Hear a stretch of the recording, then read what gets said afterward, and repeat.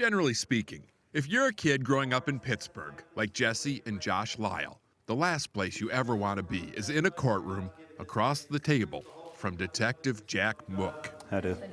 Mook is a by-the-book, no-nonsense, chew-em-up, spit-em-out, 22-year veteran of the force.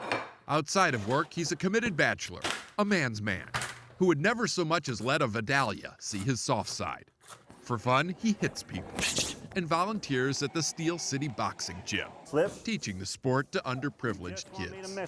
Most of the kids that come in this gym are street kids. I'm not going to hurt you. Many of them have been born into poverty.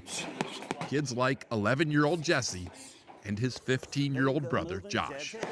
Long before their date in court, Jack had been working with them. Turn that hand. He really liked these kids and knew the feeling was mutual. Turn that hand. So when they just stopped showing up at the gym one day, Jack went out and found the older boy. And he looked terrible. Bags under his eyes, 12 years old. And he was asking me about it, and then I just cried. What Jack didn't know, what no one knew till that moment, was just how bad these kids had it. They were in a foster home with foster parents who Jack says were extremely abusive and neglectful. They have had it as worse as any other kid that's ever lived in the city of Pittsburgh, living conditions-wise. Really? And that just, I had enough of it. So Jack Mook took matters into his own hands, cashed in some favors, and got the kids placed in a new home. You want something else to eat? His. I eat a sandwich.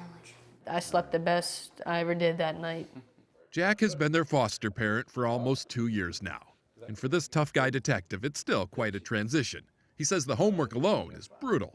I'm relearning prepositions and declarative statements, and this is right up your alley. I have no idea what this kid's talking about. Don't you got a dictionary thing on there? And homework is just the beginning of this bachelor's rebranding. I'm in here trying to learn my culinary skills, brother. But I get the sense that you're really loving this. Yeah, yes. It's awesome. It's the best thing I ever did in my life. At least it was the best thing. That's it. Until this past week, when he went to court and did one better. They'll be successful. Adopted the boys. All right, come on, guys. And made them Mooks. You're Mook, right? You happy? Good. Now you're going to go home and cut my grass. Safe to say the thought of chores has never been more welcome.